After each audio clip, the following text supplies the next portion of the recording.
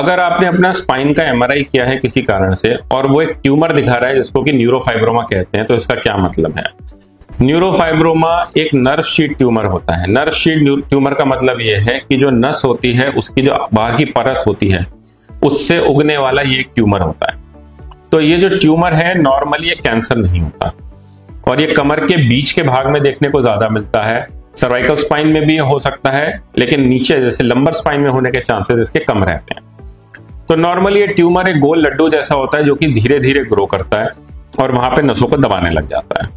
जब ये spinal cord को दबाने लग जाता है या नसों को दबाने लग जाता है, तब पैर में सुनपन, भारीपन, झंझनाहट, मोशन यूरिन में दिक्कत, चलने में अकड़ाहट या फिर इम्बैलेंस जैसे सिम्टम्स हो सकते हैं।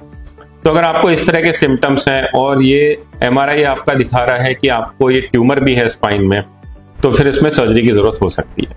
नॉर्मली इसका दवाइयों से इलाज नहीं होता, इसमें सर्जरी की जरूरत होती है जिसमें कि हम माइक्रोस्कोपिक तरीके से छोटे चीरे वाली तकनीक से इस ट्यूमर को निकाल देते हैं। जब हम इस ट्यूमर को निकाल देते हैं हम उसे बायोप्सी के लिए भेजते हैं और बायोप्सी में जो भी आता है उस हिसाब से हम इसको कंफर्म करते हैं कि यही दिक्कत थी। नॉर्मली अगर ट्यूमर आराम से निकल जाता है, पूरा निकल जाता है, तो ये वापस भी नहीं आता। जब हम ट्यूमर को निकाल देते हैं उसके बाद पेशेंट को हम हॉस्पिटल में 3 दिन तक रखते हैं। उसके बाद पेशेंट का खड़ा होना, चलना या नॉर्मल एक्टिविटी में धीरे धीरे वो वापस चला जाता है।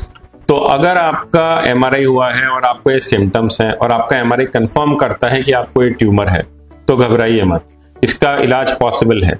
इसमें सर्जरी की अगर जरूरत है, घबराइए मत, सर्जरी कराइए, इसके रिजल्ट्स अच्छे हैं। Thank you.